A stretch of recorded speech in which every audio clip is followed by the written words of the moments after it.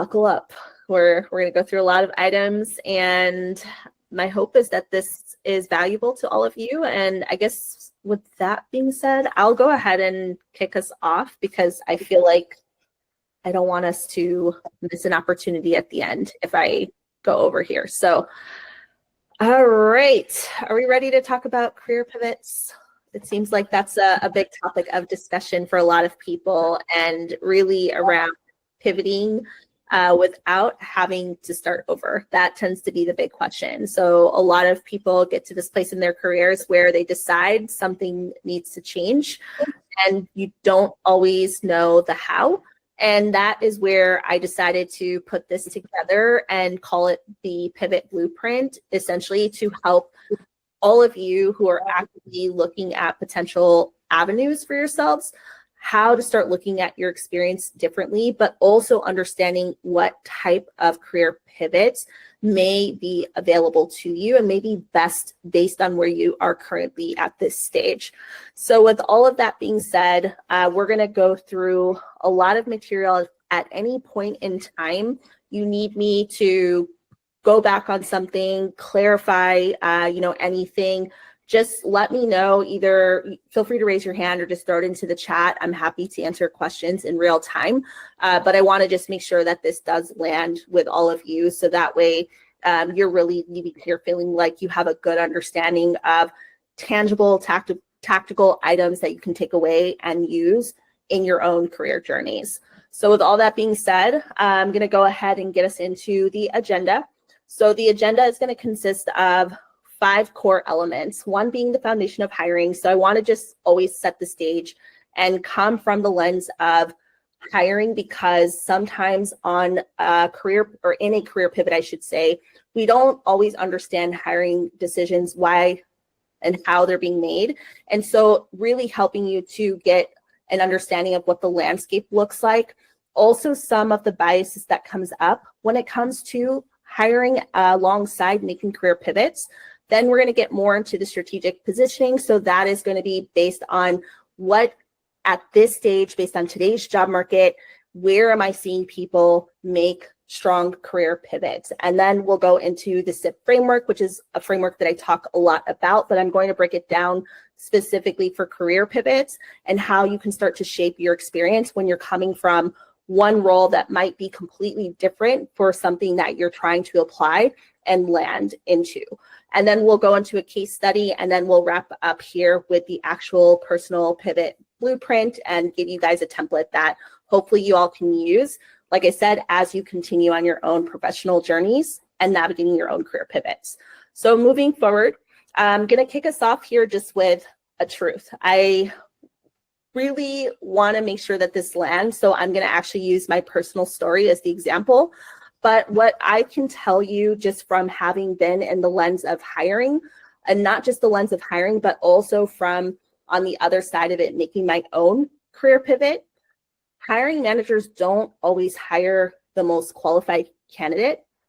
They hire the clearest one.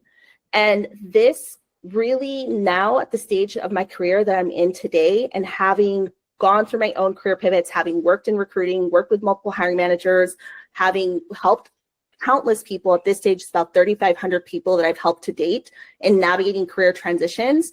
This is one of the biggest truths, and the story that I can tell is my own to make and hopefully help this land. I will say that back when I was looking to make my career pivot out of restaurant, I didn't know what I know now. And one of the biggest issues that I had was trying to figure out how I could break in when I didn't feel like I had the skills, the qualification, the industry experience. But what even got me into the restaurant industry to begin with was that I was actually in more on the international business side, and that was where I was looking to actually grow my career. I had to go into surgery. I had a health condition, endometriosis, stage 4. I had a surgery that was 10 hours where I almost lost my life and had to have a laparotomy.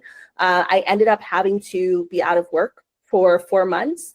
But what ended up happening with the employer that I was at, I was there for 11 months. And if you know anything about FMLA, essentially, if you haven't been there for a certain period of time, I think it's a year, if I'm not mistaken, they essentially can let you go without any sort of explanation. And that's essentially what happened to me. They said, hey, we can't wait for you to come back. We need someone to be in this role. They paid me for a couple of weeks and said good luck and sent me on my way. So I went for 4 months trying to heal, recover from the surgery where I had just almost lost my life. When I went back into the workforce and I was trying to find work, I couldn't find anything. So I was literally getting every single door shut in my face. And I was at the point where I was desperate because the bills don't stop. And I have, kids, or at this time I had my son, but, kid, house, all of the things. And so I landed in restaurant. That was the job that I could get, and I took it. And then I ended up staying there for almost 6 years. Quickly progressed up the ladder though. So started all the way from a server immediately after a month window, went into management. They sent me off for training and all of these things, but climbed my way up to corporate kind of catering stage. And I was overseeing 5 different divisions, but I didn't necessarily want to be in the restaurant industry. I fell into the restaurant industry. And there was a point in my career about 3.5 years in where I was trying to get out again, because I'm like, okay, well, I fell into restaurant. I've done really well here. I've learned a lot. I've gained a lot of skills, but now I'm ready to get out because this is burning me out. And I couldn't get out. I tried again, applying for jobs. Ones that I thought I was qualified for, kept getting every single door shut in my face. And so I stayed longer because I figured, well, there's going to be no option for me. So I'm just going to stay here.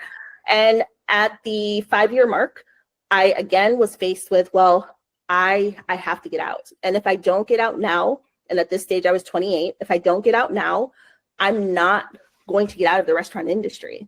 And so at that period, I didn't know and realize that I had transferable skills that I could actually use because I had never been taught that.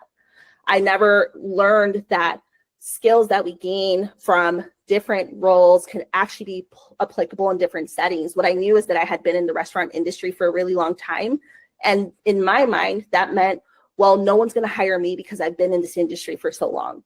And so with all of that being said, what ended up ultimately happening was that I stumbled my way into tech, and I was able to actually take my experience and then translate that for recruiting. And at the time, I was looking to just get out, but where I saw the most transferable experience as I was looking at more job roles, talking to more people, desperately trying to figure out how the heck do I get out of restaurant, because I didn't want to have to continue working 7 days a week, 70 hours a week, missing holidays, birthdays. Like, that was not the life I was trying to live anymore. I stumbled into recruiting, and then at Indeed, I was able to sell my experience and what I was able to. And at the time, what I didn't realize my transferable skills was really my relationship building, the fact that I had hired before in a different setting. It wasn't necessarily the way that they were hiring, but I at least had some knowledge and concept of hiring. I had worked in project management because in catering and being a catering director, my stores made up of 40% of sales in our region. So I had to do all of the programming for how we conducted our operations across these 5 stores, and had to make sure that there was consistency across delivery, the product, and et cetera. Those were the things I was talking about, not realizing that these were transferable skills that I was able to use and essentially convey the messaging that convinced the hiring team that I was qualified for the role and ultimately landed the job. And so at that point in time, I wasn't the most qualified candidate, because when I joined the company, there were plenty of people on my team that had formal recruiting experience, where they worked with out of an applicant tracking systems. They had worked with specific hiring teams, and they were the ones that had requisitions that they were hiring for. They had done either internal hiring or what is called agency recruiting, where maybe you have contracts with different companies. I didn't have any of that. So I wasn't the most qualified on paper, but I was clear about the value that I could bring. And that was what landed me that opportunity. And so with that being said, as we think about going on to what hiring teams are actually looking for, so I want to just talk about some of what comes up in the hiring process before we actually get into the pivot. So with hiring teams, it's important to understand the mindset. And this is going to be, yes, a general kind of statement, but I've worked with enough hiring teams across international scale. I have a lot of friends in recruiting. I have people that are currently in hiring authority right now. So I've done a lot of research. I'm part of SHRM, so this the Society for the Human Resources Management. So a lot of data. I'm always looking to find information to understand why and the how. And so these are the big themes that I have seen. And so when we think about what hiring teams are actually looking for, typically they're going to say three things. They're looking for someone who has relevant experience, culture fit, and proven track record. That comes up a lot. So relevant experience ties into, can you solve my problem right now? Typically they're hiring because there's some sort of need, whether it be that it's due to attrition, the company is scaling, maybe it is because they are currently now trying to branch off and maybe they're going through a merger and acquisition. And so because of that, now they're hiring. There's a lot of different reasons why companies hire, but at the end of the day, what they want to know is, can you solve their problem? And then the culture fit becomes, well, are you going to make my life easier or harder? Because in a lot of organizations, what happens is that proven track record part, which ties into the culture fit, is, do I believe you can do this job without handholding? So in any company you go into, there's companies that are either going to be really strong in onboarding and training. There's always going to be some level of training that's going to have to happen when you go into a new organization. But a lot of times it does end up being, they do want to see that you're able to catch on and learn quickly and be able to integrate and start to essentially work and operate and deliver on whatever that metrics that you have, whatever goals, whatever success looks like in your role, being able to deliver on those contributions. And so when we think about these three items, if they cannot see how your experience and connect it between what you currently have, so whether that be they're looking at your resume or your LinkedIn profile, or you're in an interview, if they're not able to see the connection between your experience and their specific pain point, then they're going to default to someone who's easier to place. And a lot of times that doesn't mean that they're even better. It's just because it feels safer. It feels less risky to them. And so moving forward, now what we are starting to see in hiring is that companies are really emphasizing skills match. So I pulled this report from LinkedIn, which is from the Future of Recruiting. And this is the 2025 edition. And I'm happy to share the link for anyone who's interested. But they conducted a survey of about a little under 1,300 talent acquisition professionals. And the goal here was they were looking to understand how important is skills match in hiring. So that means when you're looking at job descriptions, for example, against your experience, and they're evaluating the skills match between what they're hiring for and what you're showing them, this is the element that they're looking at. So 93% of talent acquisition professionals across 23 different countries that are either in hiring authority or they work closely with hiring managers, they said and they believe that accurately assessing a candidate's skills is crucial for improving the quality of hire. So that tells us that it is important to be able to position ourselves, to be able to tell our career story, to be able to show the skills match, because we have a limited amount of time in the settings that we're in. And we're coming from the outside in a lot of cases where they don't know us. And so it is a matter of us having to connect those dots for them. And as we look at the hiring criteria, so going more into not just how companies like hire kind of at a high level, but I want to break it even down further into the criteria that they use to evaluate candidates. And typically it is broken over 3 dimensions. And so those 3 dimensions tend to be the experience, which is they want to know how much time you've spent in comparable roles and any results that you've achieved. So a lot of times when we think about the evidence and how that manifests, they're looking at job titles. So when we look at career pivots, and a lot of times we're trying to pivot into a different job title, there is that barrier to entry, and there are ways to mitigate for that.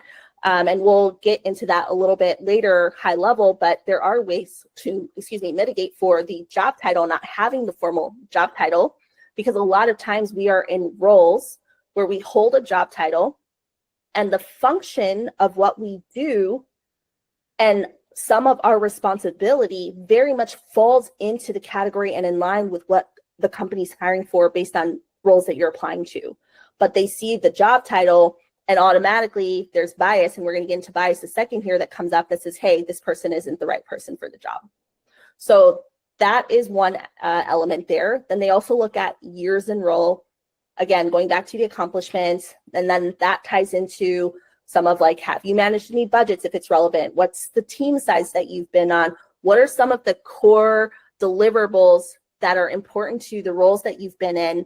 And how well have you achieved those deliverables based on previous settings? Because again, they don't know you, so they want evidence. If you can give them evidence and you can show them, then that gives more of that reassurance where you're building credibility because you're showing them evidence of what it is you have done in the past. Then we go into skills. And so that's another dimension that a lot of companies look at. Again, we just looked at a data point, 93%. So this means what a person can do now and how fast they can continue to learn and grow the next thing. Because as companies continue to grow and scale, this is going to be something that they're looking for. What is your current skill set? And do we see that potential for growth?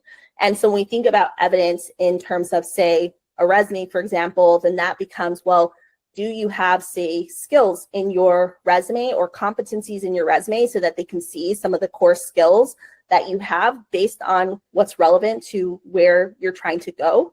But then taking the step further, if you're seeing certain skills come up in repeatedly in multiple job descriptions, then that may even mean you take it a step further and you actually have a bullet point that shows how you have used that skill. So if you're seeing, let's use technology, Salesforce, over and over and over and over and over and over again in job descriptions, I would have something in a bullet point that talks about how I've used Salesforce in the settings that I've been in. And then if you haven't used that technology, then maybe you've used a technology that's similar, then you can talk about the technology that you have used and then make reference maybe to the fact that this technology is similar to Salesforce out in the market.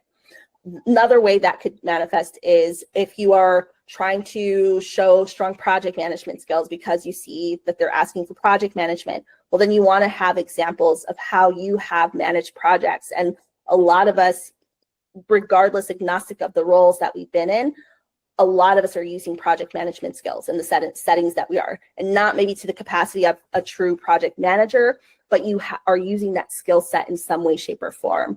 And then the last is going to be the industry.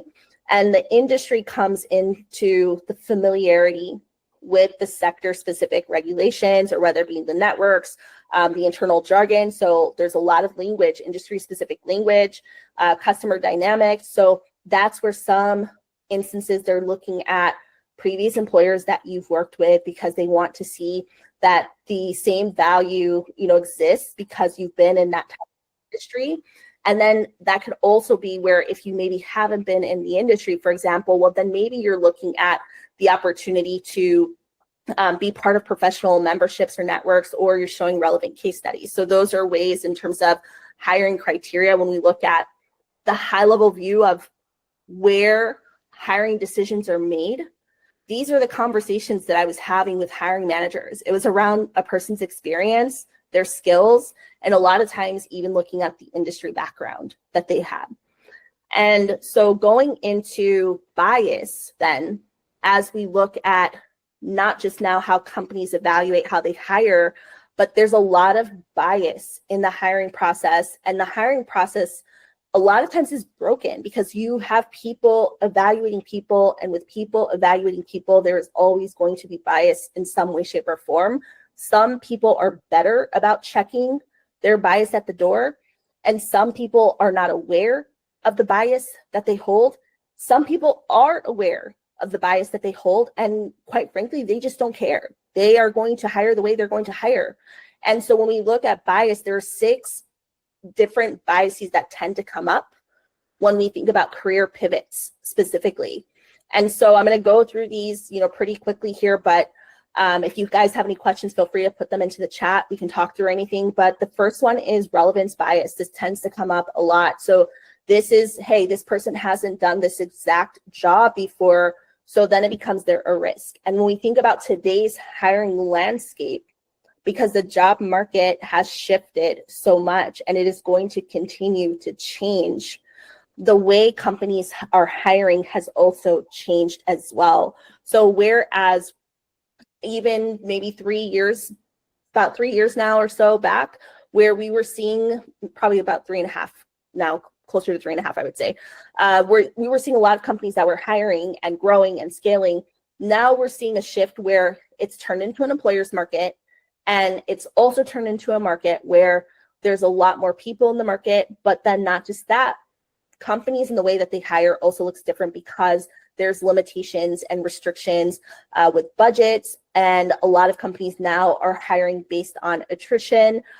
Some companies are, yes, scaling. So now we're seeing in the tech sector, for example, where we're seeing a lot of layoffs happen in the tech sector, and primarily I would say in big tech, but then now they're reinvesting into AI. So now they're bringing in still talent, but the talent that they're bringing in is for a very specific skill set.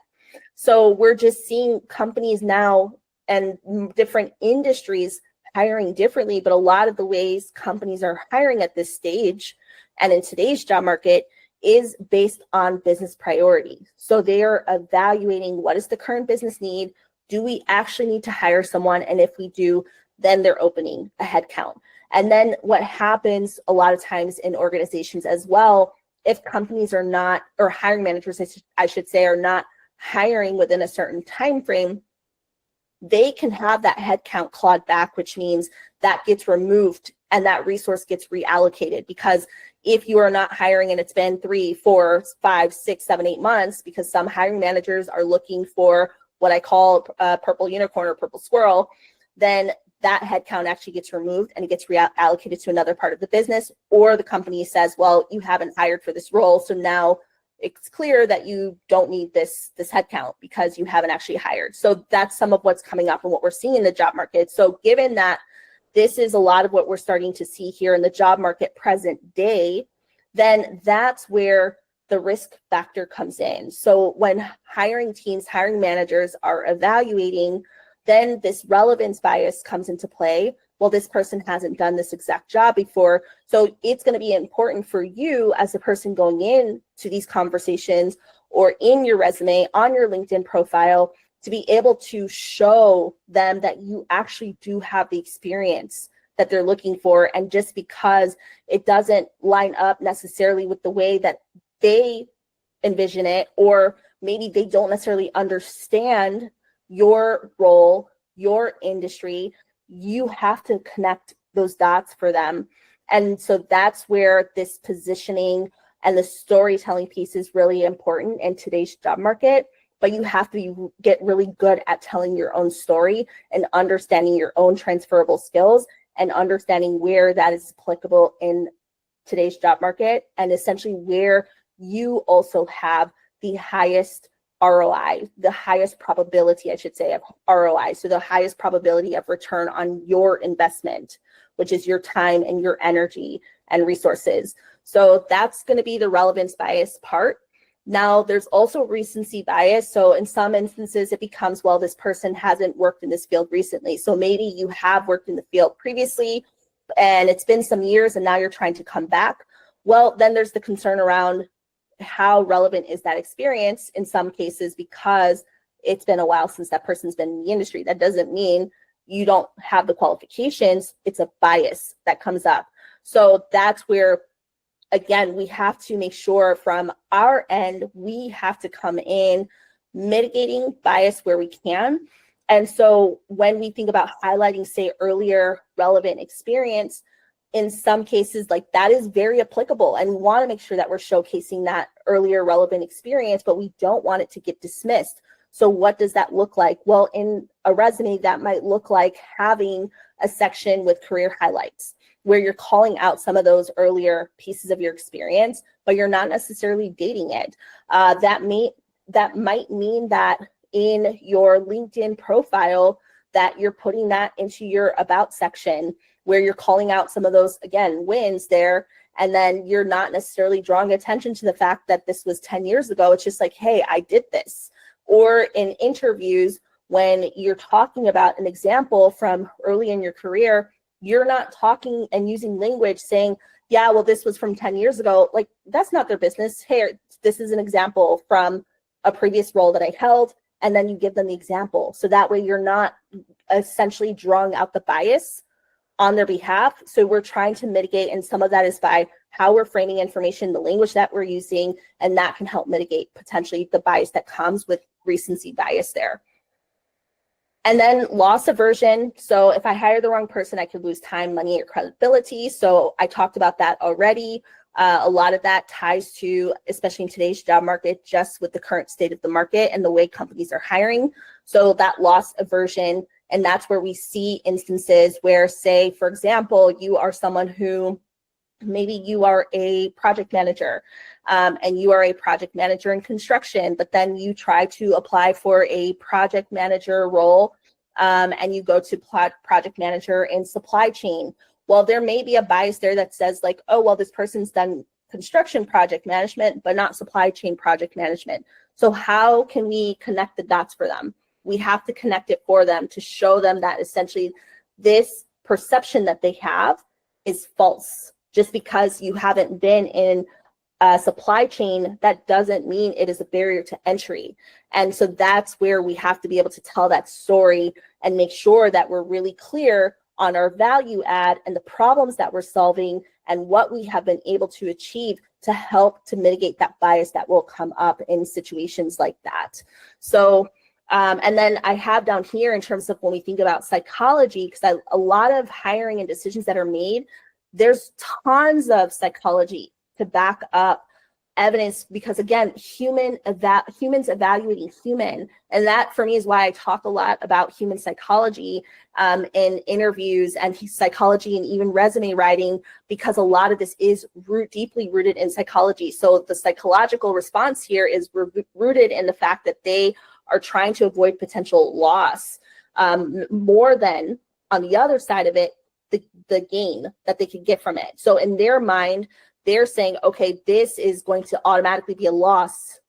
And it's like, no, how about we shift that perspective to how about what am I gaining from this? And we have to be able to help them see what they're gaining from hiring someone who is coming maybe from a different background, because there's a lot of value add in bringing someone in that has a diverse perspective, that has, you know, a new perspective to bring to the table. And that's what we want to help them see.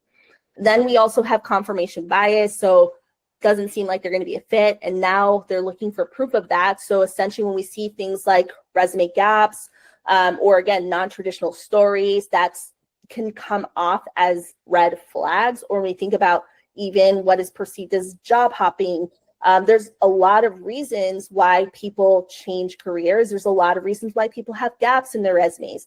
There's a lot of reasons why the story might be non-traditional, because we as people, our journeys, our stories looks different and it is not linear.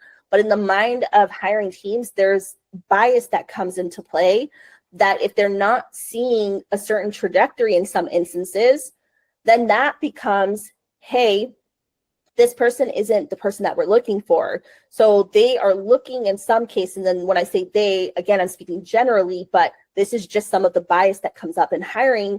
There's a tendency to search for evidence that supports first impressions instead of staying open to being proven wrong. So it's like if they're not seeing what they perceive and what they think they should be seeing, then it all automatically becomes, well, this person isn't the right fit. And there's no proof. There's absolutely no proof of that. So that's bias that we have to mitigate for potentially. Then we have the pedigree bias, which is just, hey, if this person doesn't come from this industry, this school, this company, then they're not up to par. I will say very transparently, companies like Google, like that was something I had to talk to my hiring managers about, because they a lot of times were looking for people coming from the Metas, the Microsofts, the Netflix, and these bigger tech companies. And I'm just like, look, that is not inclusive hiring. And if you're going to evaluate and make a decision based on the school that they came from or the company that they're from, that is us not hiring inclusively. And we need to evaluate based on skills. Does this person have the skills, yes or no? And that was conversations that I had to have probably every week with one of my hiring managers. I was trying to have conversations like that because I had to help educate them to understand that what they were doing, that was a bias that was coming up, and that was not how we were going to conduct hiring. That was not how we were going to evaluate individuals, but that still does come up. So it's, again, just something to be aware of. And then the last one is going to be the imagination bias, which is like kind of similar to the one that I was talking about before, where it's more like, hey, I don't see where they're going to fit here, so I'm going to pass on this person. And that really boils down to if they can't connect the dots between the past roles that you have held and then their current hiring needs, then it becomes, well, this person isn't a good fit for us. And so we have to make sure that we are the ones on our ends. And yes, it is work, but we have to be the ones to connect the dots for them.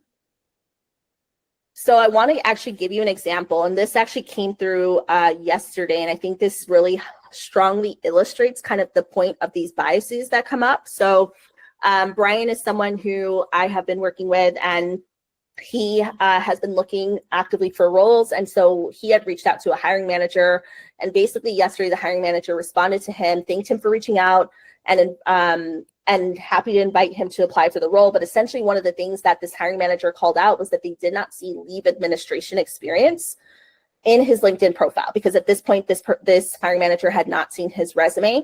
But this is where the hiring manager said, hey, you have this experience, which is great, but if you have not managed and negotiated and built benefits programs, essentially this person is saying, I don't have a need because I already have a strong leave administrator. And they were looking for somebody that could come in and work more with strategic leadership. And so they also said, though, if your resume reflects that then they would be willing to have a conversation and pass their resume off to the recruiter and essentially have the initial discussion. So again, this hiring manager had a very specific view in mind of what they're looking for, a need, a business need. And based on the business need, Brian had responded to me yesterday and he said, hey, like, yes, my experience is leave heavy, but there's no lack in benefits experience to reflect upon. But the problem was that the hiring manager, just based on the initial view of his profile, was not seeing that benefits experience. And so the reason being was because he specifically has decided to shift his focus to more of the benefits and wellness management title. And so with that being said, the advice that I gave him, was to respond accordingly, talking about the experience he had. But in terms of, if this is what you're focusing on now, and this is the type of roles that you're going to be targeting, then your LinkedIn profile needs to be adjusted accordingly, so that when people are coming to your LinkedIn profile, they're actually seeing this experience, because this is probably experience that's going to come up in a lot of the job descriptions that you're looking at. And so I share this example because this is an example of a hiring manager who very kindly responded, which is great, because sometimes that doesn't, a lot of times I will say that's not always the case, but basically was very transparent about, this is what I'm looking for and I'm not seeing this. So this tells you that it is important for us, and at least in my mind, how I read it and why I'm sharing this, is that this just goes to show how important it is to connect the dots for hiring managers, because they're not going to spend the time really digging into our experience. We have to be the ones to be proactive to show them what they need to see from our experience. Any questions? I want to make sure, I know I'm going through a lot of content. Is there any questions that are coming up before I continue? Hey, it's Jessie. I do have one kind of question. I love the tailoring the LinkedIn profiles. What do you do when you're applying to like different industries? Yeah, so go ahead. Sorry, go ahead. Oh, that's it. Okay. Yeah. So I'll get into the industry part a little bit more here momentarily, but that's a really great question, because if you are applying to multiple industries, in that case, my recommendation would be to focus on probably 2 to 3 industries max, but they should be adjacent to one another would be my recommendation. And I'll get into more around like, what do I mean by adjacent? And what does that actually look like? But that essentially is my initial response. And then Jessie, you'll see in a few moments some examples. And then if you still want me to clarify, I'm happy to provide additional clarification. Okay, awesome. Anyone else with a question? Erica, can you also later address sort of how to, when you're talking about the adjacent industries, but also how to pivot not only to industry, but maybe to other roles? Because I think my issue has been trying to not only get out of being pigeonholed by industry, but also by roles or function or titles that I feel like I've got skills that can be applied to other things, and I'm just not sure how to translate that. Absolutely. Yeah. And we'll talk about that as well, Julie. And then to what you're saying right now, if there's more clarification that I could provide once I get into the adjacent industries and the roles, and then please let me know, and I'm happy to unpack that more. So yeah, so I'll definitely get into that here. Those are good questions though, and I appreciate y'all asking them. So I'll go ahead and continue so we can get us into closer to those areas. So essentially now let's talk about like, what does this mean for career pivoters, similar to what Jesse and Julie were just talking about. So it is important to learn where to position yourself in the job market. And I'll get into more of like what I actually mean in just a moment. But then it also becomes, you need to become really clear on your SIP. So that's your story. What is your career story? What are the trends in your own career story? What are the problems that you've solved for? What are you seeing come up in terms of the skills that you have used over and over again? What's the impact that you've had? And then that becomes, now how can I position this? And that becomes the positioning tool for new industries, new job roles. And that's where these two items, once you know where to position yourself and then how, then you'll start to see that people that take this approach tend to see stronger results when they go out into the job market and as they're applying for roles, or even having networking conversations, or in getting, say, inbound messaging for opportunities as well. So when I talk about career pivots in today's job market, where I see people have the most success in pivoting careers, and I will give the caveat here that you can reinvent yourself at any stage in your life. So I don't want this to become, I cannot reinvent myself, and I feel like I have to do this and go follow this recommendation because this is what I'm sharing with you. This is one way. This is one way that I'm showing you, but some people want to reinvent themselves. And when I say reinvent themselves, that might mean maybe you're a teacher and you want to go and become a pilot. Those are two completely different roles, completely different fields. And that means there's also going to be a lot of work and steps in between from going to a teacher to becoming a pilot. But can you do it? Absolutely. So I don't ever want anyone to think that they cannot. I will never tell anyone that they cannot, but it also becomes knowing what your current situation is, where you are in your life, understanding based on where you are in your life, what are the important factors to you. So for me, I'll give you my personal example. When I was changing my own career because I have a family, I have bills, I couldn't afford to take a huge step in the direction of putting myself back through school and all of this to try and get into a new career. Like that just was not feasible for me. But for some people, reinvention might mean that they do go back to school. So you have to decide based on your current situation, what is going to make the most sense for you. So I always like to give that caveat because I have seen people pivot job titles and into completely different industries. And there are different ways people go about that, but they are typically, when we think about making a career transition or making a career pivot, the easiest and fastest way, respectively, is through adjacent industry and adjacent job roles. That, and especially in today's job market, when we think about how can I position myself so that way I can get past all of what feels like these barriers a lot of times and all of this red tape, whether it be through an applicant tracking system or because of the bias of hiring teams, adjacent role or industry, from what I have personally seen, is the fastest route to entry. But again, you can also completely change your role and your industry to something completely different. So I want to clarify what adjacent, means specifically. And that's where I'm going to spend my time today, is talking about that. So adjacent role or industry basically is one where you are seeing overlapping skills or knowledge. You're serving similar customers, problems, business models. There's might be a learning curve possibly, but it's manageable to where it's not something where you're having to completely go and, like I said, go back to school, or you're not necessarily having to go get some industry certification. It's something that's probably going to be more manageable, where you can maybe do some trainings, maybe join an industry group or something of that nature, and bridge the perceived gap or that learning curve in that way. But this is where what I call this is that these career pivots are often what I like to say is bridge moves. So you're not starting over, but you are expanding your domain. And so we're going to get into a little bit more of what that actually means.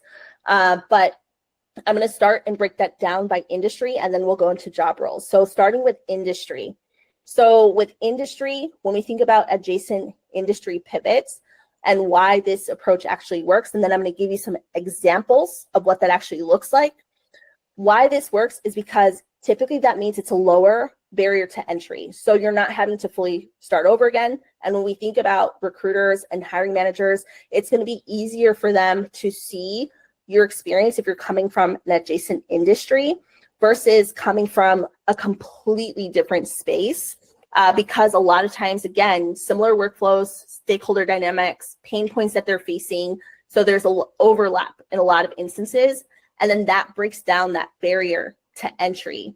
Then for you as the person who's trying to translate your story, it's going to become easier for you to actually reposition your experience, your past achievements using their language, because you already have some of the foundational knowledge in a lot of these cases. You're already probably using tools or acronyms that they actually recognize. You're not coming in completely from the outside. It's just a matter of you're not coming in under their job, the company, just yet. So it's a matter of you being able to say, hey, I have a lot of the experience that you're actually looking for because I've been in an adjacent space. And then with the transferable skills, which this goes hand in hand with the storytelling, where you're probably using similar tech stack when you think about the strategic thinking. So some of the skills that might come up are like lifestyle marketing, compliance reviews, product scaling, like those are maybe skills that you're using in your current role, which is similar to what they are using in the function of their roles that you're looking to pivot into. And then the cross-functional problem solving as well. So if you're working in an adjacent industry, a lot of times cross-functionally, there's a lot of problem solving that overlaps.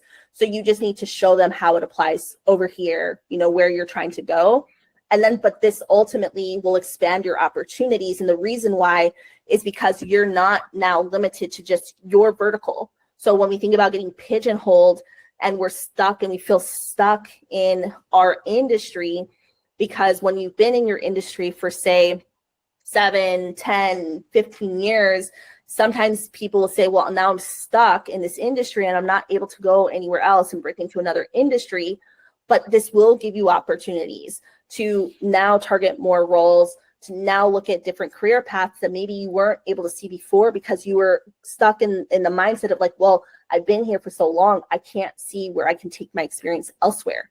And then this also a lot of times as well, what we do know, traditionally speaking, is that when we think about also optimizing your salary, the longer you stay in a company, you're actually losing money because the salary increases that you get don't typically convert to external salaries that you're getting when you're getting new job offers.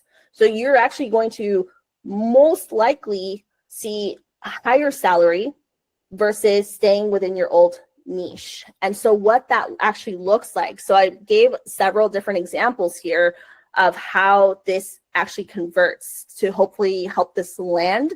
And if you guys have any questions, by all means, please include questions. But say if your current industry is in education, then that means ed tech could be a really great opportunity. Workforce development, nonprofit, NGOs, in healthcare, health tech, insurance, public health, biotech. If you're in Let's go down to marketing. Well, maybe you go into brand strategy, media, PR, influencer, tech, and then SaaS marketing. So there's different areas essentially that you can pivot into adjacent industries where there's a lot of overlap in the actual experience that you can bring with you. You just have to learn how to position yourself for that industry by telling the story that says, hey, you know, I have done a lot of this work. There's a lot of the skills I'm already using. I may know some of your technologies. Now it's just a matter of, instead of it being in education, now it's in education technology. Or instead of it being in manufacturing, well, now it's specifically in logistics or industrial automation. Or maybe you're looking at legal. Well, maybe you want to go into legal, take legal, and you want to go into HR. Well, in HR, there's a whole umbrella of different areas of compliance, risk, policy, et cetera, that fall under the HR umbrella that you could pivot into coming from a legal background. So it's being able to connect those dots. But once you are able to start connecting those dots, then that opens up more doors for you, because now you're taking experience you already have. You're taking your current industry that you're in. You're seeing where your industry actually overlaps and intersects with other areas that you haven't considered. And that's a great way to start looking at a pivot point. Any questions there before I go into more of the roles? And then to Jesse, to your point on the industry side of things, when we look at how do I then showcase this, say in a LinkedIn profile, for example, that's where I would say then you would want to have just a couple of 2 or 3 different industries maybe that you're exploring, that you're amplifying on your profile. So that way they know that they're closely related. So if you're looking at healthcare, for example, so maybe it's healthcare, health tech, biotech. If you're looking at finance, maybe it's finance, fintech, and then you're looking at wealth tech or real estate, for example. Or if it's legal, maybe you are looking at compliance and risk, because those do go hand in hand alongside policy. And then if it's a human resources, well, then maybe you're looking at the people analytics side. Maybe you want to go into consulting or organizational design. Like, those are all areas that have their own separate pillars that you can explore, that ultimately will give you more role opportunities, because you're branching out of just this one big pillar that you're looking at, this one industry. There's a lot of sub branches within a lot of these industries that one can explore. So it's finding the ones that are adjacent and close to your experience, where there's enough overlap to where you can tell that story, where it becomes more of a, not necessarily a barrier to entry, but even a value add, because you're coming from that industry. Any questions before I move on?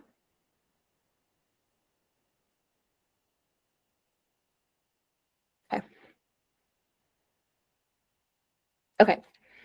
Now we'll go into on the adjacent role pivots. So this is another one that's interesting as well, where you can use role pivots as a way, an entryway into the job market and changing your career, where you're not having to take a step back, because typically these roles are going to be the natural next step for you, or it's a role that builds on existing experience that you already have, but you're just shifting here. And that's why I highlighted, you're shifting your function, maybe the context, the focus. So now it becomes, well, you're not necessarily making a total reinvention. And yes, you're reinventing yourself, but it may not feel like a total reinvention. But what you're doing is you're expanding your value proposition. So you're taking what you already know, the skills that you've gained, the experience that you have, just in a new direction.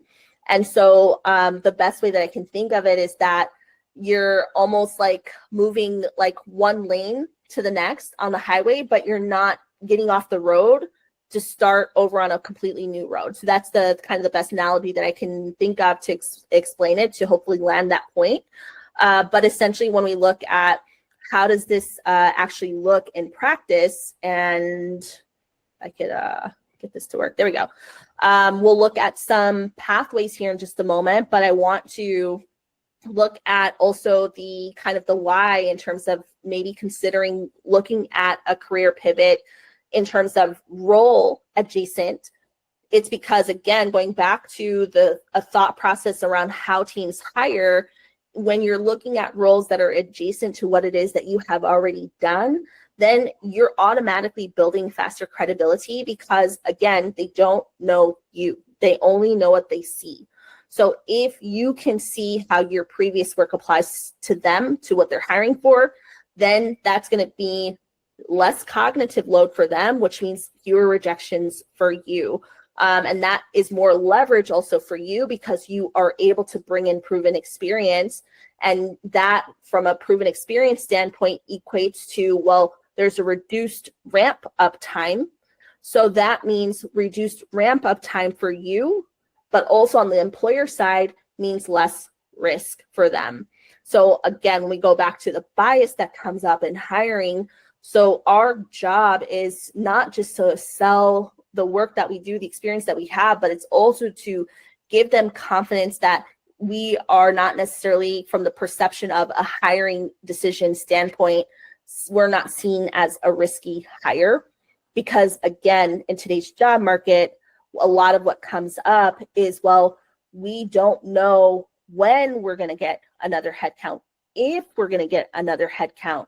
And then that becomes, well, if we don't know when or how, or, timeline and it, if, well, then it's like, well, everything for them feels like a risk until it doesn't, until you can show them that it's not a risk. And that's really the goal. And that's where you bring in that experience that you already have to show them that it's not a risk. And then when you think about your increased options, then for you as well, that does increase the options in terms of roles that you can consider as well, because it allows you to expand your search. And then here, as I state, without diluting your narrative, because then you're able to take your career story that you already have, years of experience that you've built, amazing experience that you have to bring to the table that the company would be lucky to have on their team, but you're able to now broaden that search and you're not diluting your story. That makes you valuable for these roles. And then looking at your clarity as well, when we think about job searching, so a lot of times people are applying to 5, 6, 7, 8 different types of roles because they know they can do the job. But when we think about reducing and streamlining our focus so that way we can become more clear and confident, that's where I typically tell people the more clear that you can be, the more confident that you become, and then you know exactly how you need to translate your skills, and then you're going to be able to pitch yourself more powerfully because you know the story that you need to tell based on what you're actually searching for. And so the key here then is that, as I state down below, that you're pivoting into a role that is just a different piece of the same puzzle, versus if you're completely going into a brand new role in industry that has no ties whatsoever, then you're building a new puzzle, and that's okay too. But in this case, when we look at fastest kind of time to entry and most seamless transition in terms of how we're seeing transitions made in today's job market, this is a great strategy, is looking at adjacent role pivots. And then let me show you just a few examples here of what that might look like. And then we'll get into an actual example and I'll walk you through and break this down. So basically here, there's a few examples. You might be an operations manager. That could translate into chief of staff. Chief of staff does a lot of high-level strategy. They're working with typically closely with the CEO. And so maybe as an ops manager, you're someone who is working with a lot of high-level senior stakeholders. A lot of times operations managers are touching all different areas of the business, similar to the chief of staff. The chief of staff has to know what's going on in every part of the business because they're reporting back up to the CEO. And then what's important to the CEO becomes important to the chief of staff, and the the CEO might say, hey, I need you to check on the finance team. I need you to check on what's going on over here in HR. I need you to check what's going on in marketing. And the chief of staff has to be able to jump in, similar to operations. The operations is typically touching a lot of different areas of business. It's just how are you telling that story? And then when we look at teachers, a lot of times teachers, especially in today's job market, are trying to pivot. Well, a lot of teachers pivot and they're going into learning design, learning and development. In some cases, even customer success is another good one to consider. Then in recruiting into program management. And that's actually a pivot that I personally made. I was a recruiter, and the next logical step for me became program management. And a lot of that was around the transferable skills that I had, that I knew were being utilized in program management. And then there's a few other examples here as well. But basically, it's taking what you do, where you can go, and then you need to be able to convey why it makes sense. So it's your current role, the adjacent role, and then what transferable leverage, which are the transferable skills that you have. And that's just the overlap in the skills that are coming up in terms of responsibilities and function, skills in terms of even technologies and tools they're using. What is the transferable leverage that you have that you can use as selling points to show that you actually know what they're doing, how you can jump in and become a value add, you understand the problems that you're solving, or it's going to be minimal risk because you're going to be able to come in and ramp up and get it up to speed quickly because you do at least have some of the foundational knowledge that they're looking for. Any questions? Okay, feel free to jump in if you have any questions. So I am going to get into our framework. So our framework is our SIP, which is our story, our skills, our impact, and positioning. I talk a lot about SIP, and SIP is something that I very, very firmly anchor in because this, for me, has been such a foundation for not just my own personal journey, but also in the journeys of others and helping them get really clear on what their story is, what skills that they have, what impact that they've been able to create, and then position that for new types of roles. So that's really the framework that we're looking at. And so when we look at what does it actually mean? So your story, it's the why behind your experience, your skills, what you can do that actually matters to the roles that you're targeting. And then the impact is why your work mattered. And then positioning is why you're right for this job. So being able to show them why you're right for this job. So I typically say, think of it like this, which is being able to connect the dots, with which we've talked about multiple times. And again, I'll give you a tangible example to help this land.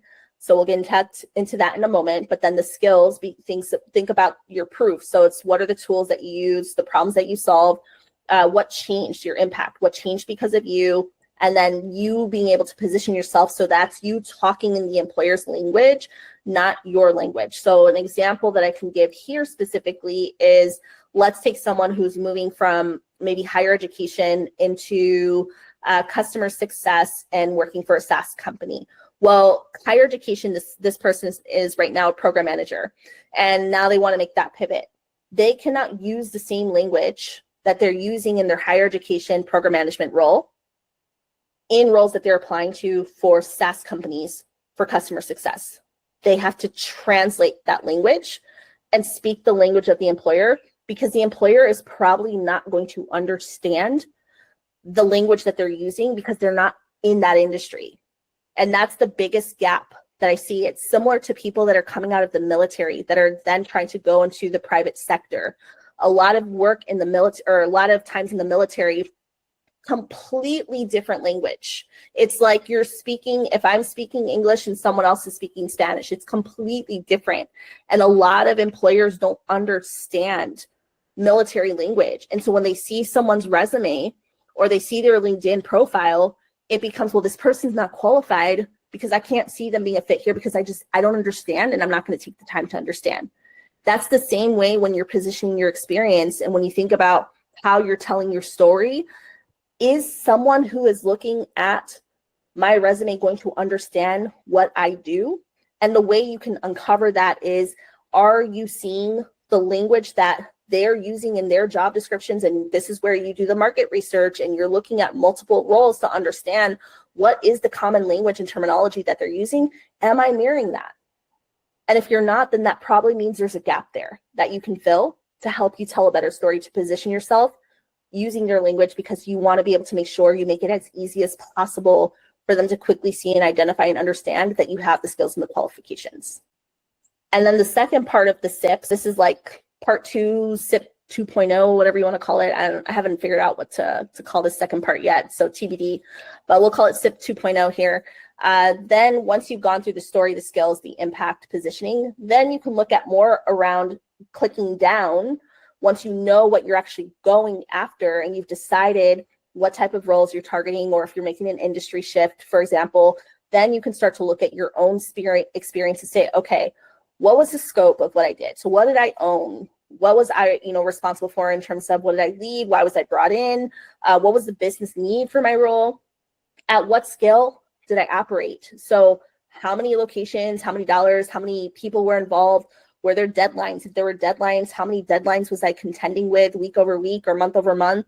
The impact, again, what changed, what got better? So you can come from the lens of like, does this example that I'm sharing show them that, I've had impact in a similar setting, or I've used similar skills, and they can see that parallel between your experience and the impact in what they're looking for in the job role that they're hiring for. And then the problems being solved is, so if there's anything that was broken that you helped fix, what was the pain before you came in? And then how is it now? So being able to draw those parallels is going to then help you click down and get really strong. And this will help you not just in your resume, this will help you on your LinkedIn profile, and this will also help you prepare for interviews. So if you take the time and go through this framework, once you have more clarity around what you are actually looking for, because there's a before version where you just get your story down and skills and impact and stuff on paper, but then there's the after version where then you click down and you say, okay, now I'm going to be more intentional because I know where I'm trying to pivot into. Then this is the type of material and content that they're going to be looking for, because again, when they don't know you and you're trying to fill those gaps and the potential risk that, might be perceived that may come up, this is where you can help mitigate for those things. Any questions before I go into examples? Okay. So I'm going to use my own career pivot from recruiter to program manager. So I want to give you guys something tangible to be able to take away from this. And then I'll leave you guys with just a blueprint that you can all start to use on your own. So from a recruiting standpoint, I was in the role of recruiting and my goal was to go into program management. So a lot of what recruiters are typically doing, they're managing end-to-end process. So that's job life cycle, candidate pipelines, hiring events, stakeholder alignment. So a lot of times you're working with hiring managers, you're working with other parts of HR, you may be working with finance, in some instances, even legal. So you have a lot of stakeholders that you're working with. You also have to understand project planning, because each one of your candidates, each requisition, so job role that you're hiring for, is almost like a mini project that you're managing. And then you're also a lot of times handling resource allocation. So that's interviews, when we think about budget. So you're the one that's probably going back and forth with the comp team to say, hey, what's our budget for the role? Can we flex on this budget? So you're essentially managing budget. So when we think about the transferable skills, and we think about how that could be adjacent to a program manager, there's a lot that overlaps that one may not immediately see because the titles are different. But once you actually click down and you look into the job role, so my function versus what is being asked for in program management, there's actually a lot of overlap in what happens in those roles. And then even within recruitment, a lot of times there are internal projects that you're doing. So there's internal initiatives. Again, so we think about you're managing projects, which then can become, well, I managed a project. Well, I could do this at a programmatic scale where I'm overseeing multiple project streams that are going on. Because when you look at the lens of, hey, I'm managing a lot of mini projects already, well, then, yeah, absolutely, you can be a program manager, because that's what a program manager does. They are the ones that are overseeing multiple project streams that are going on. So when we look at the layered kind of framework for this, so here I kind of broke down an example of like how this could come into play, where you have maybe been, the story is you have been in recruitment, full life cycle recruiting for 5 years. You worked across multiple teams. Now you want to go into program management. You want to have broader operational goals. You want to be able to apply your coordination and stakeholder skills into cross-functional initiatives. So then the scope then becomes, well, what you've currently done in your role. You've recruited for 50 plus roles across 4 different departments simultaneously. You've also been able to coordinate interview panels up to 10 stakeholders at a time. So that's the scope. And when we think about kind of the general just of like what you've owned at the scale. So you have managed 10 hiring campaigns per quarter. So that's the scale of your operation. You've supported more than 300 employees at a given time And that's the size of the division that you specifically support. And so that is the scale of which you operated. And then the problems that you're solving, well, in this case, that becomes the impact because you saw an opportunity to reduce time to hire. So you did that by introducing a shared timeline dashboard, or you improved hiring manager satisfaction scores by standardizing process and communication. So that becomes your story, which then you see the scope, the scale, and your impact within that one element of the story that you're trying to tell.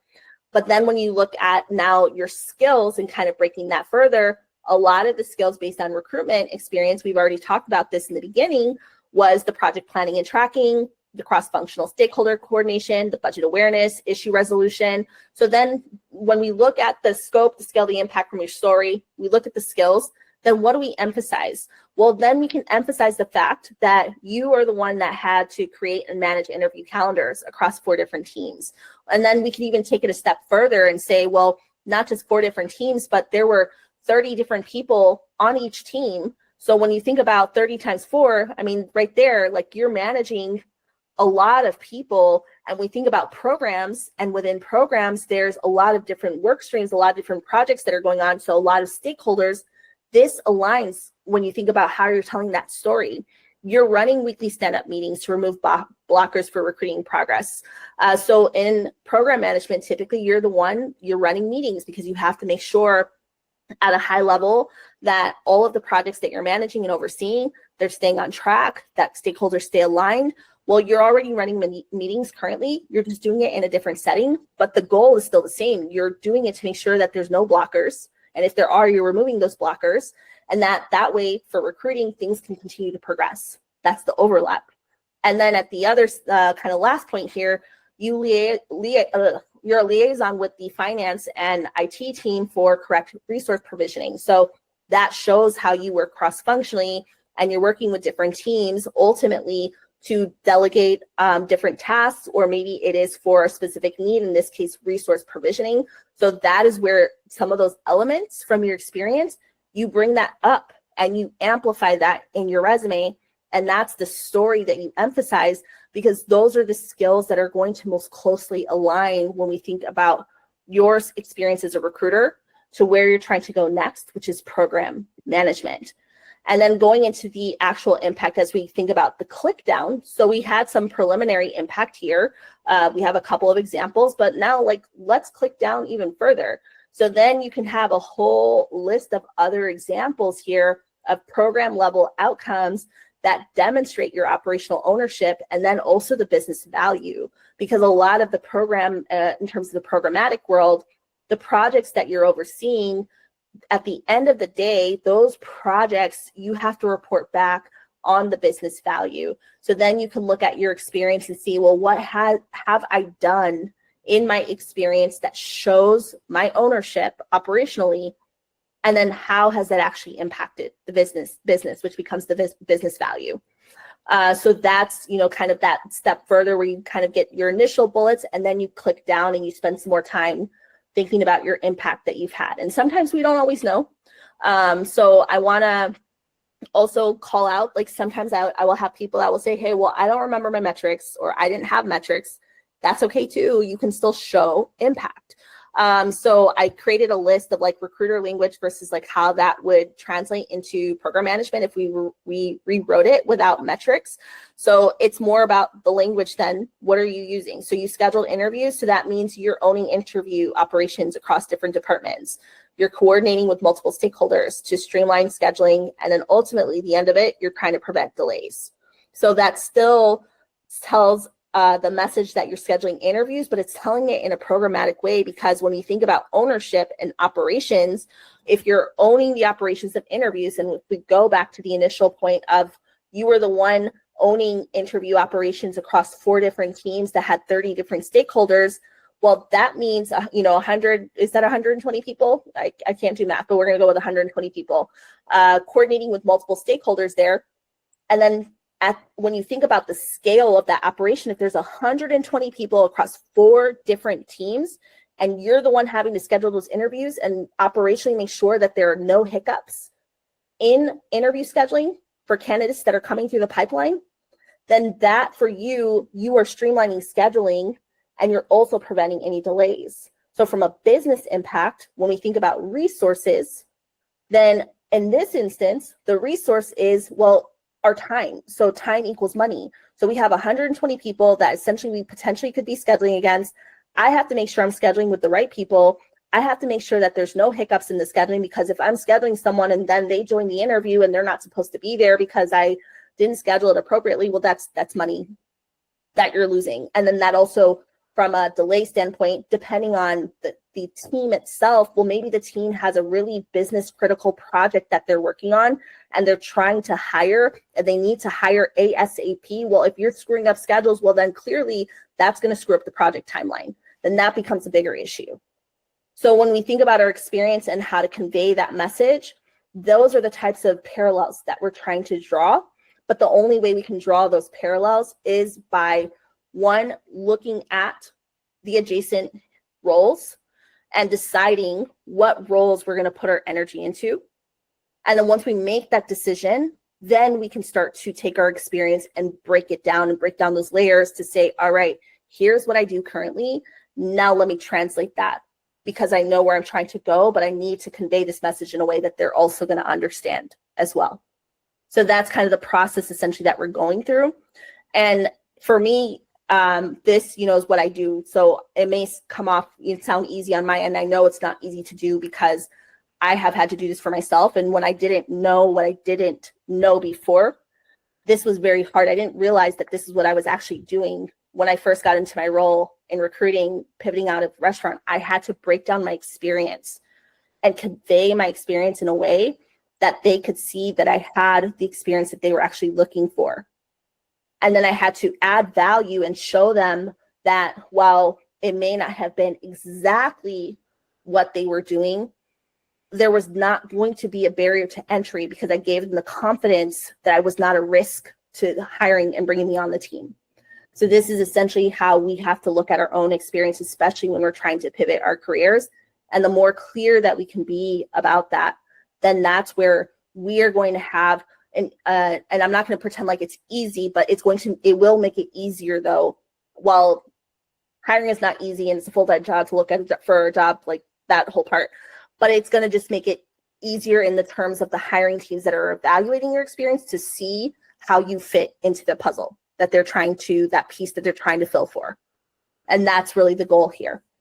And then the last is the positioning. So just giving a few examples here. So I kind of walked you through this example using the scheduling of interviews, but here is kind of a click down on that, whereas maybe before you talk about you manage full cycle recruitment for 50 roles in engineering and product, but then after it might become, well, you program manage multi-team hiring initiatives.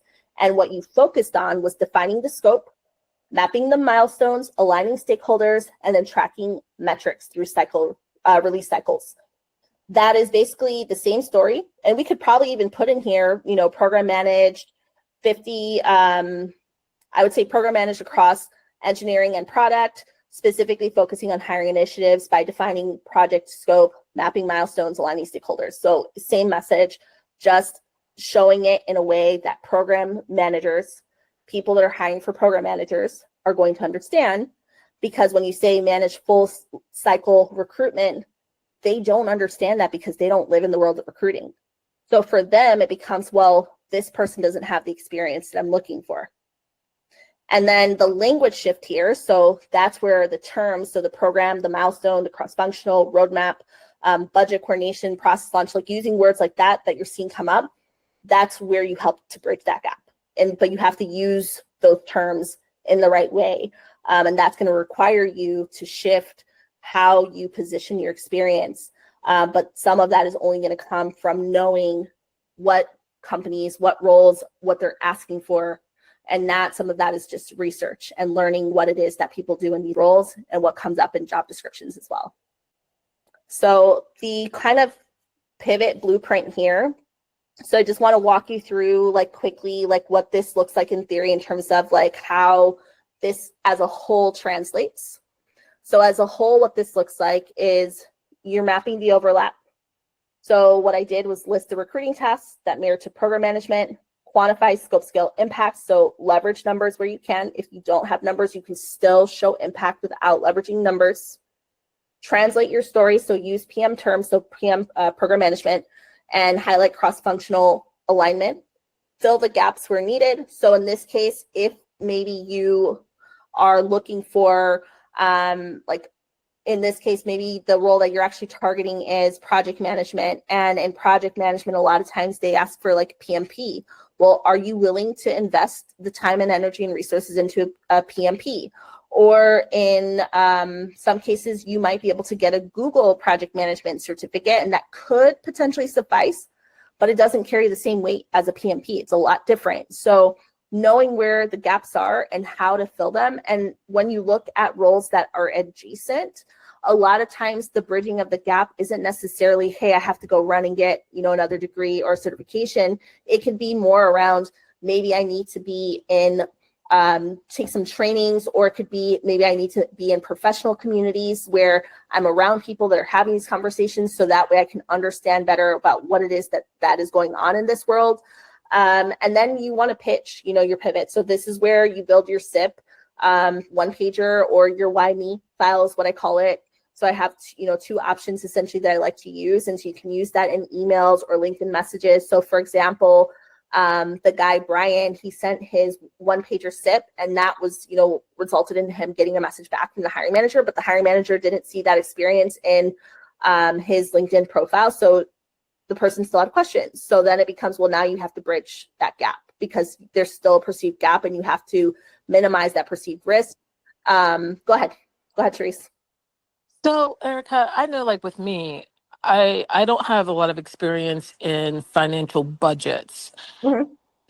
That's always a deterrent for me, where it's like I have all the other skills, but budgeting or fundraising is where I'm lacking. So how can you tell someone that you're able to learn, or you're willing to do those necessary classes in order to obtain that skill?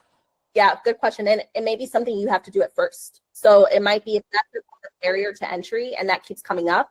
And it also depends on like, what are the budget sizes that you're managing? So if it's a budget size where maybe you're managing a $100,000 budget versus a $1 million budget, that's a completely different type of budget management. And so it could be, look, I have already taken, and maybe there's specific trainings that you can take. So you can start by looking at, are there courses that you can take online, whether that be through Coursera, through Udemy, just to see if you're able to start to bridge that gap through taking trainings. Is there any sort of hands-on like trainings that you can be part of where you can start to get those skills in theory? That would be what I would start to look at. But then if it's truly like a barrier to entry, then is there, say, another avenue? Like in the example that comes to mind for me is that I was working with somebody who he worked for a school district, and in his role, so he was a director level, but he wasn't actually the one managing the budgets. But then on the other side of it, he did actually volunteer his time, and he was part of some affiliation group, I can't remember, but basically part of what he did there through volunteer work, he did manage the budget there. And then he was actually able to use that example and managing the budget in that setting to say, hey, this is where I have done this. I understand the concepts of budgeting. He was able to build out what he did was, and the advice I kind of gave him was building out like a 30, 60, 90 of like how he was going to come in, make sure he was getting up to speed. He gave a couple of slides about how he would manage the budget, understanding what their need is. And he actually presented that to hiring teams. And that was the kind of that breaking that barrier for them, because it showed them that, hey, he's done it in a different setting while it was at a smaller scale, but then he's also showing us that he understands our concepts and he's able to walk us through how he's actually going to manage these budgets. And then, in conjunction, just the other like training items that he was doing. So that was the example that I can directly think of in terms of how you could approach it. But I think for you probably is going to be evaluating like, what are these budgets that they're managing? What size are these budgets? And then if you haven't done that before, is there a way for you in your current setting to get visibility or hands-on experience? If that's not an option, Well, then it becomes like, how can I do that in theory? Well, in theory, then that becomes training, and what trainings exist where I can do that. And is there any trainings where it's like hands-on to where maybe you're in a training where then you have to submit a fictitious budget, for example, and have somebody who is able to review, the budget that you've put together. And then you can then in interviews talk about how you've gone through these steps to get the knowledge to the best of your ability. But here's my action plan for how I would actually go about doing it, and my understanding of your business need and how I would manage the budget if I was in this role. Okay, yeah, that's very helpful because I've asked my current manager if I could, sit in or observe, and it's, I guess, been falling on deaf ears, and I don't want to keep pestering her about it. So I'm trying to figure out ways that I can go about it myself without, going through my current organization. Mm-hmm. Yeah, I don't know if there's other teams. So just another example that came to mind to think about is right now there's someone who's trying to pivot into client experience. And so one of the technologies, because there's a company specifically she's interested in Handshake. Well, she's in higher ed, so there's a whole team that actually uses Handshake that tries to get other teams within the institution to use Handshake for their students. Well, she reached out to that team, and now they're doing this whole tutorial with her, and she's getting the hands-on experience. And granted, it's just in theory, like she's not actually using it for business need, but it gives her visibility into a tool that she wouldn't have otherwise had the opportunity to use. But it's through a different team. So I don't know if there's an opportunity there where, if you have like an internal mentor, or if you have good relationship with, say, a cross-functional like leader or something like that, where you can try there. Again, I don't know. I'm just trying to give you an idea. But that would be kind of where my mind is at in terms of like initial recommendations. Yeah, I have. Thank you for that, though. Sure, absolutely. Yeah, and so then the last couple, because we have just a couple minutes here, so I want to make sure if there's any other questions we have time. But then ultimately you'll want to practice an interview, so you want to prepare your stories, behavioral, hypothetical questions. So that will be part of like your kind of pivot blueprint. And then just kind of breaking this down for you in your next chapter. So what does that look like? So map the overlap. So looking at if there's different roles right now that you're exploring, I would look at those roles and pay attention to kind of the top 5 to 7 responsibilities there that overlap with your current role and already show up there that you can use as like your target, because then you can start to look at some of the problems that both roles solve, the tools and workflows, kind of what I was talking about, similar, the business outcomes. So if you're kind of weighing between a few different type of role profiles, this could be a good way for you to decide, well, is this really from an adjacent standpoint, the right roles for me to be targeting right now? Is kind of going through this exercise. And then the example that I have here is someone who's maybe a business analyst trying to pivot into product management. So the current business analyst tasks, but then we look at the shared responsibilities with product management, there's some overlap. So there's enough overlap to where there's a story that can be told here to where it's not a complete, feels like a complete pivot. So that is just, one example, but you should probably do that for yourselves as well if there are roles that you're trying to evaluate against currently. And then also moving into the scope, scale, and impact. So going back to the process that I walked you through with program management, my personal experience from recruiting to program management, then it becomes you want to use the SIP. So you want to break it down into scope, scale, impact, start to create your statements. And so I would start with like 2 or 3 statements. Don't necessarily go into everything if it feels overwhelming. You can start with just a couple of statements and just focus on the action, the scale, and the outcome, because then you can start to piece together how you would actually tell this story. If you say, for example, again, you were trying to move from like a business analyst to a product manager, but now you're going to insert your role to the new role that you're exploring. And then you want to translate your language. So you want to make sure that you are paying attention to the language that they're using. So you want to swap out terms and use terms that are actually coming up in your target roles that you're looking at. And so you want to make a list of those as well. And then you want to start to look at how do I start to fill these gaps? So is it a certification course? Is it shadowing someone that is in the role? maybe you co-lead a project, you work on a like cross-functional project with somebody.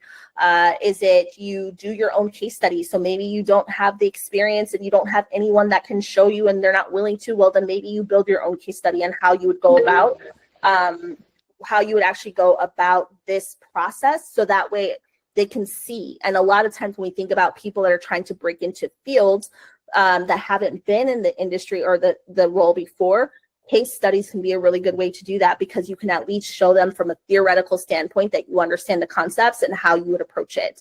And then professional communities, which is what I've already shared previously. If there's events, conferences, if you're willing to invest in conferences or can invest, that could be a good way too. But those are going to be some of the recommendations in terms of how you can start to look at bridging those gaps. And the only way you're going to know what gaps that you need to bridge is by actually doing the research and seeing what is coming up in the function, in the job roles, what's coming up repeatedly. So to Sharice, what she just said, the budget management, well, that, it sucks, right? When you don't have the opportunity to have the hands-on experience. So then it becomes, what, to the best of my ability, are the ways that I can actually, within my control, because sometimes it's out of our control, get the experience to at least show and demonstrate that I'm trying to gain the experience, or that I've done this in a way that may not be in the actual industry, but I show you how I would go about it, or I've been around the people that are doing this and have had these conversations. So what is that in that edge? And that's different ways to go about that. And it depends on what you're targeting. And so it's not a one-stop answer, I should say. There's going to be different approaches for that. And you just have to figure out what works for you based on where you are going next. And then the last couple of items here is just going to be just like kind of the final blueprint here. I just wrote this out in just like one kind of blueprint line item, I should say, is going to be the language, if there's any coursework, building sample projects, getting inside a real project, joining communities, talking to people that are doing this. So that is kind of an extension of the previous slide where I talked about filling the gaps. Like, this is just an expansion of that with some examples, which I'll share out here after the session. I will definitely upload this into the community. And then the last two items here is going to be just creating your pitch. So you should always have a pitch, where you've been, what you've learned, why now, and where you want to go next. And so that is where creating your pitch is going to be something that will help you as well, because the more clear you can be on what you've done, what you've learned, why you're trying to make this pivot now, and then essentially what your goal is for the next opportunity, in a way that ties to the actual role, the actual industry that you're trying to break into, then it's going to land stronger with the audience that it's intended for. And then the last is going to be the interviews. As I said before, you want to start practicing before you even get into interviews. The sooner you can start practicing and telling your stories, when those interviews come, the stronger you're going to convey those messages in real time, which is the goal, with the end goal being that you pivot into the new opportunity that you're looking to go into. So with all that being said, that is what I have here in terms of on the agenda. Are there any kind of final questions that anyone has that they want to ask before we hop off? Erica, would it be best for me to hold off on sending you the SIP pages that I've been working on until after I am able to look at the slide deck and sort of review that? Because there were some really good charts that you had that I'd like to sort of digest further and sort of go into that a little bit before I give you that, if it triggers some thinking and thoughts to sort of incorporate with that. Is that something? Yeah, that would be great, actually. Yeah, because that, to your point, it'll give you time to digest. And then once you have that information and you can incorporate that, then I'd be happy to take a look at what you have in place. Great. Thank you. No problem. All right. Well, then, thank you all for joining. This will be out by probably end of day tomorrow, uploaded into the community. If anyone has questions, feel free to shoot me a message. And yeah, that's it. I hope you all have a great day. Thank you. Thanks, Erica. Thank you. Everyone. Bye. Bye.